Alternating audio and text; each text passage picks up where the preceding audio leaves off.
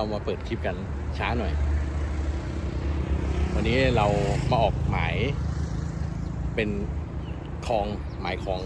ปกติจะเจอแต่หมายปานากันวันนี้เราจะมาหมายคลองกันวันนี้เหยื่อที่เราใช้เหมือนเดิมครับนี่วันนี้ผมใช้ไคโดตัวหมานครับผมไปครับเดี๋ยวไปรับชมผลงานกัน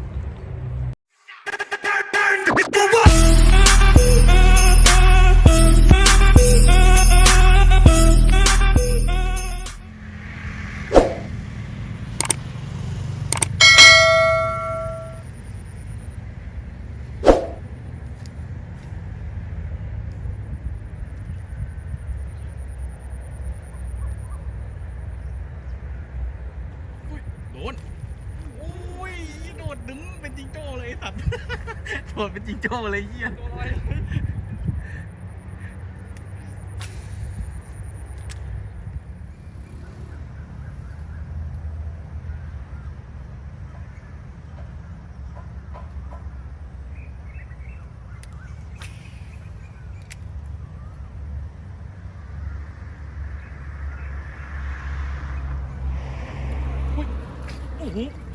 จ่อยเว้ยอุ้ยเหี้ย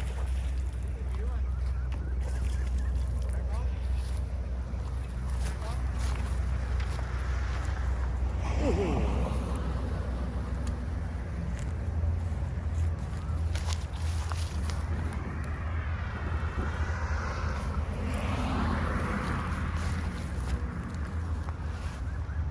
นี่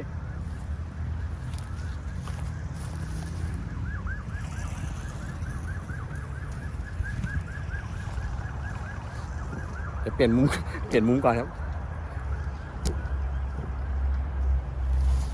ผมมองไม่เห็นไงเพราะมันตรงไหมฝากหน่อยตรงไหม นี่อะไรก็ถ่าย รูดไอ้ที่ จะถ่ายวิดีโออ่ะวิถ่ายธรรมดา ถ่ายวิดีโออยู่ อ๋อ ตรงไหมอุ้ยเสียเลยโอเคครับนี่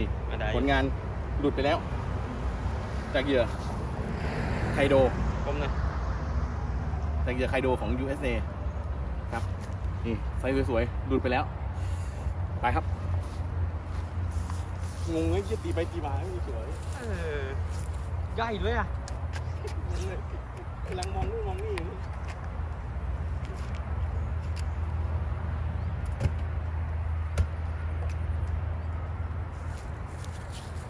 ี่มากัดตรงนี้ผมสงสัยตัวไหนหรือเปล่าตัวที่ตามพี่อยู่ข้างหน้าเนี่ย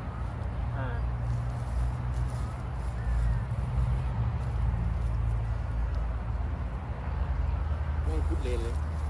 พุดเลยนะเบรกออกอ่ะเดี๋ยวใหญ่ไหมพุดเลยแหละจริง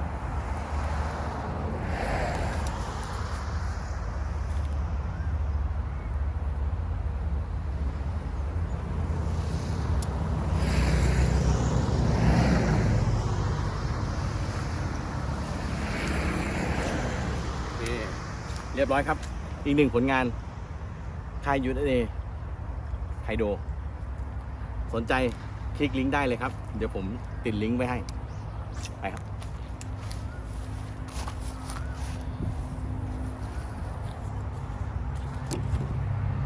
ต่อ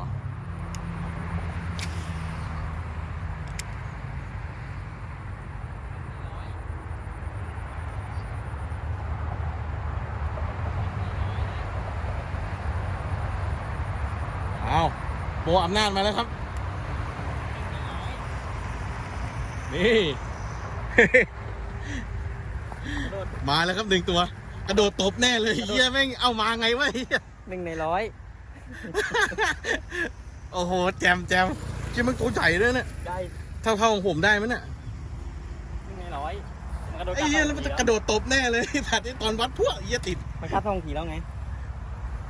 ทีที่2นะเซนวันเนี่ย7 วันเกี่ยวหางไอ้ปลาไม่ช้ำปลาไม่ช้ำอย่างนี้วิ่งอู้เลยแต่แรกนึกว่าอ๋อแล้วชะโดแล้ว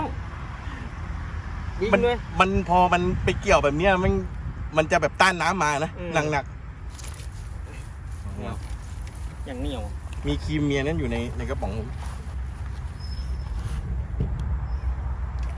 ผม โอ้เข้า2 เล่ม เต็มๆเลย โหดจัดมาไงวะเนี่ยไอ้เหี้ยเกี่ยว เขาบอกเย1 ใน 100ต้องปลามาก็เพิ่งเคยเจอเนี่ย พวกนั้นน่าจะขึ้นมาตบเหยื่อนั่นแหละแล้วจังหวะไม่โดนไงเลยกูสับโดนอะว่างั้นเถ มัน อะ กระโดดมาทีนึงนะรอบแรกนะเอก็ตีเข้าไปอีกที่เดิมแล้วแม่งคุ้งขึ้นมาเลยโอ้โห โอ้ เบ็ด อย่างเหนียว หาเบ็ดไม่เจอเลยหนึ่งทองทำ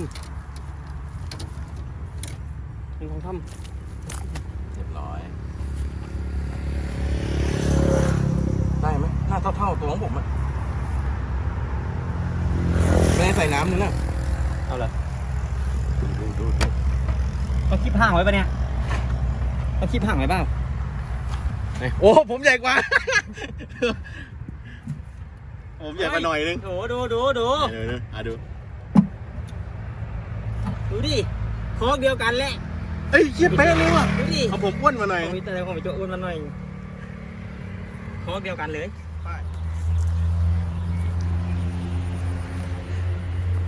มาอีกแล้วครับ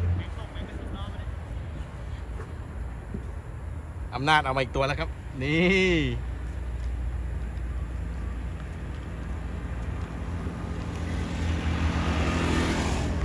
ตัวนี้ใหญ่ใหญ่กว่าไอ้พี่บิ๊ก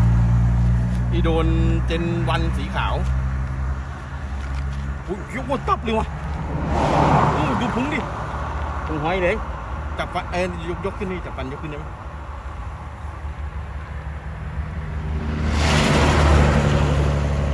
เป็นวันสีขาว ตรงห้อยเลยดูตรง ดูพุงดิไข่ไหม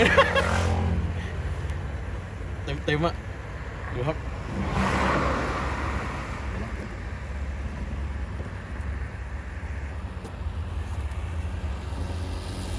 ใสสวยครับนี่มาถ่ายรูปกันสงสัยเราต้องเปลี่ยนแนวนะครับเดี๋ยวต้องไปลองเดินหนอนดูบ้างเปลี่ยนคัน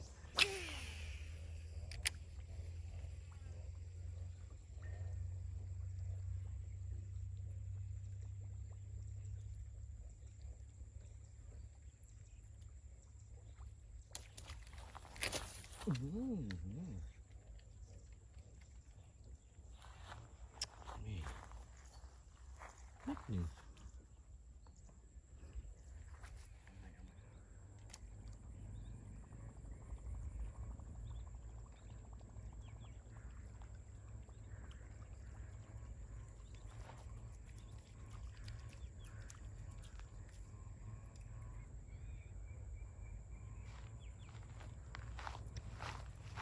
ใช่ครับ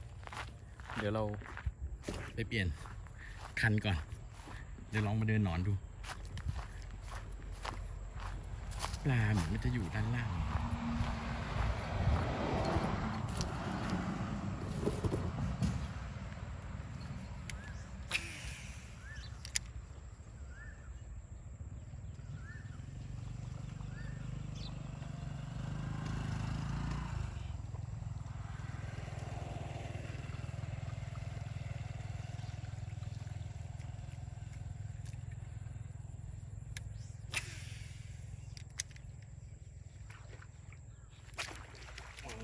มาแล้วตัวน้อย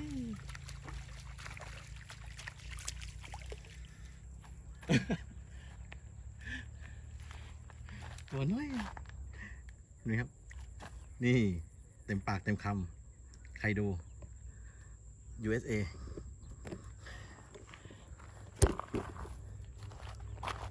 นะครับ เรียบร้อยเก็บเหยื่อใครดู USA ตัวเล็กใช่ไหม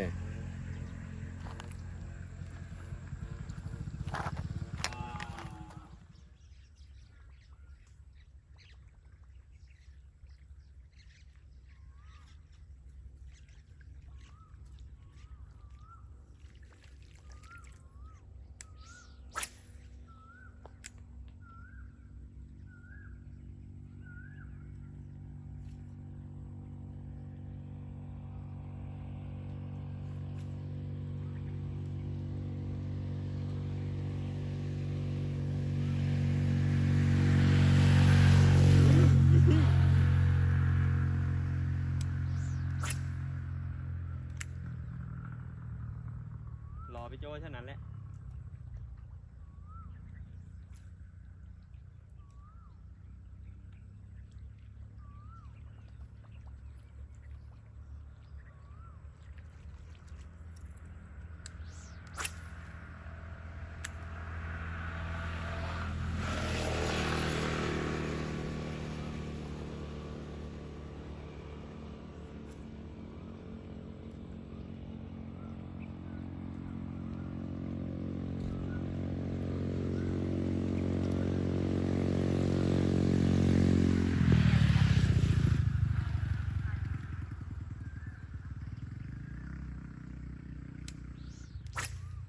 แตกอีกด้วยแตกอีกหนึ่ง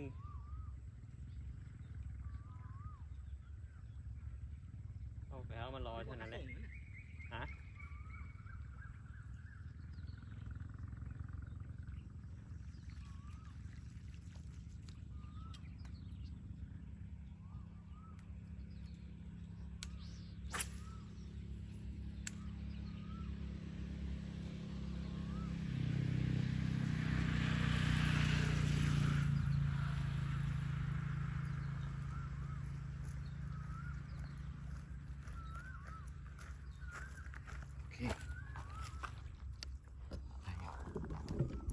พี่ดูให้ทีตรง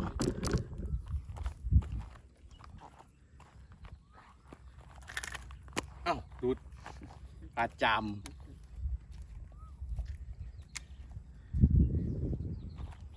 สีเหมือนตัวเมื่อกี้เลยนะตรงไหม